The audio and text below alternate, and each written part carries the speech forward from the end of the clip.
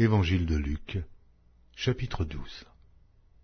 Sur ces entrefaites, les gens s'étant rassemblés par milliers au point de se fouler les uns les autres, Jésus se mit à dire à ses disciples, « Avant tout, gardez-vous du levain des pharisiens, qui est l'hypocrisie. Il n'y a rien de caché, qui ne doive être découvert, ni de secret, qui ne doivent être connus. C'est pourquoi tout ce que vous aurez dit dans les ténèbres sera entendu dans la lumière, et ce que vous aurez dit à l'oreille dans les chambres sera prêché sur les toits.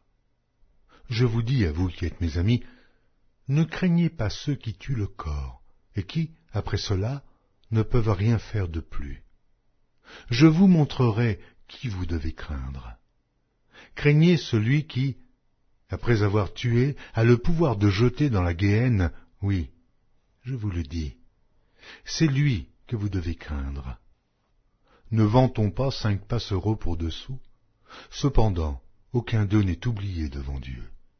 Et même les cheveux de votre tête sont tous comptés. Ne craignez donc point, vous valez plus que beaucoup de passereaux.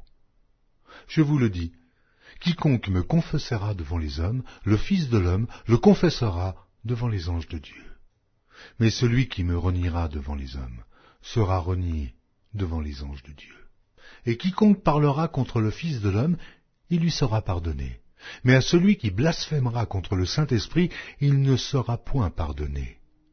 Quand on vous mènera devant les synagogues, les magistrats et les autorités, ne vous inquiétez pas de la manière dont vous vous défendrez, ni de ce que vous direz, car le Saint-Esprit vous enseignera à l'heure même ce qu'il faudra dire. Quelqu'un dit à Jésus du milieu de la foule, « Maître, dis à mon frère de partager avec moi notre héritage. » Jésus lui répondit, « Ô homme, qui m'a établi pour être votre juge, ou pour faire vos partages ?» Puis il leur dit, « Gardez-vous avec soin de toute avarice, car la vie d'un homme ne dépend pas de ses biens, fût-il dans l'abondance. » Et il leur dit cette parabole, « Les terres d'un homme riche avaient beaucoup rapporté. » Et il raisonnait en lui-même, disant, « Que ferai-je? Car je n'ai pas de place pour serrer ma récolte. Voici, dit-il, ce que je ferai. J'abattrai mes greniers, j'en bâtirai de plus grands, j'y amasserai toute ma récolte et tous mes biens. Et je dirai à mon âme, « Oh mon âme, tu as beaucoup de biens en réserve pour plusieurs années. Repose-toi, mange, bois et réjouis-toi. » Mais Dieu lui dit, « Insensé, cette nuit même ton âme te sera redemandée, et ce que tu as préparé, pour qui cela sera-t-il? Il en est ainsi de celui qui amasse des trésors pour lui-même, et qui n'est pas riche pour Dieu. » Jésus dit ensuite à ses disciples, « C'est pourquoi je vous dis, ne vous inquiétez pas pour votre vie, de ce que vous mangerez, ni pour votre corps, de quoi vous serez vêtus. La vie est plus que la nourriture, et le corps plus que le vêtement. Considérez les corbeaux, ils ne sèment ni ne moissonnent, ils n'ont ni cellier, ni grenier, et Dieu les nourrit. Combien ne valez-vous pas plus que les oiseaux? Qui de vous, par ses inquiétudes, peut ajouter une coudée à la durée de sa vie? Si donc vous ne pouvez pas même la moindre chose, pourquoi vous inquiétez-vous du reste? Considérez comment croissent les lys.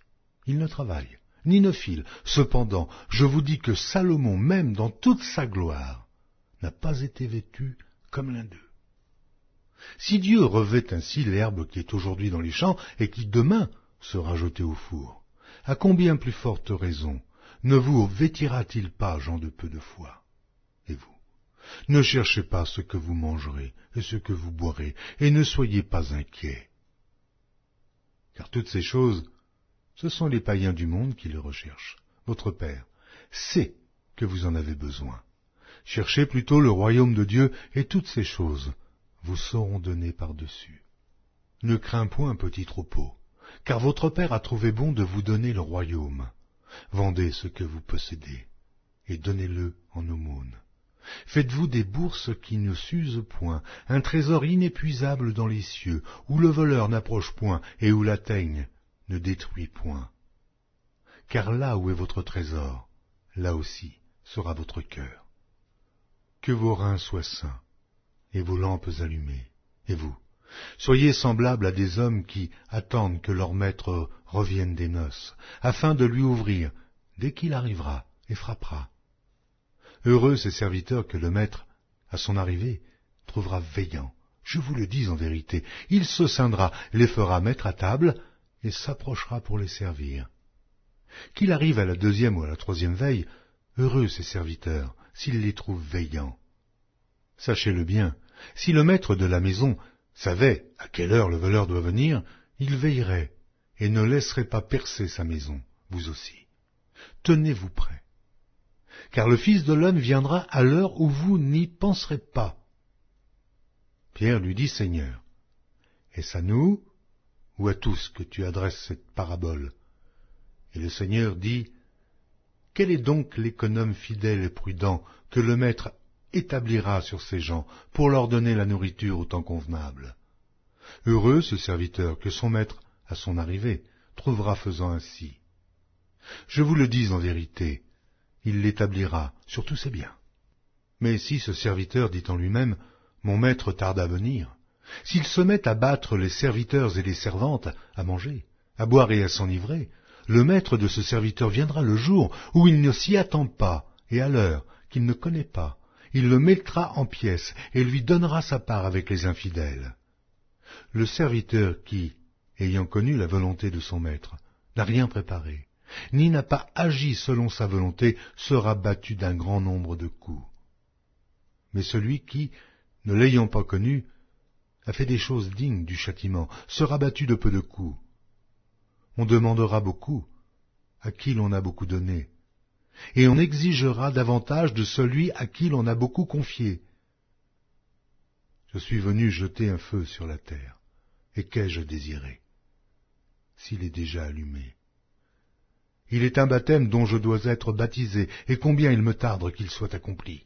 Pensez-vous que je sois venu apporter la paix sur la terre? Non, vous dis-je, mais la division. Car désormais, 5 dans une maison seront divisés, 3 contre 2 et 2 contre 3. Le père contre le fils, et le fils contre le père. La mère contre la fille, et la fille contre la mère. La belle-mère contre la belle-fille, et la belle-fille contre la belle-mère. Il dit encore aux foules, quand vous voyez un nuage se lever à l'Occident, vous dites aussitôt, la pluie vient, et il arrive ainsi. Et quand vous voyez souffler le vent du midi, vous dites, il fera chaud, et cela arrive. Hypocrite. Vous savez discerner l'aspect de la terre et du ciel. Comment ne discernez-vous pas ce temps-ci? Et pourquoi ne discernez-vous pas de vous-même ce qui est juste? Lorsque tu vas avec ton adversaire devant le magistrat, tâche en chemin de te dégager de lui, de peur qu'il ne te traîne devant le juge, et que le juge ne te livre à l'officier de justice, et que celui-ci ne te mette en prison. Je te le dis, tu ne sortiras pas de là que tu n'aies payé jusqu'à dernière pite.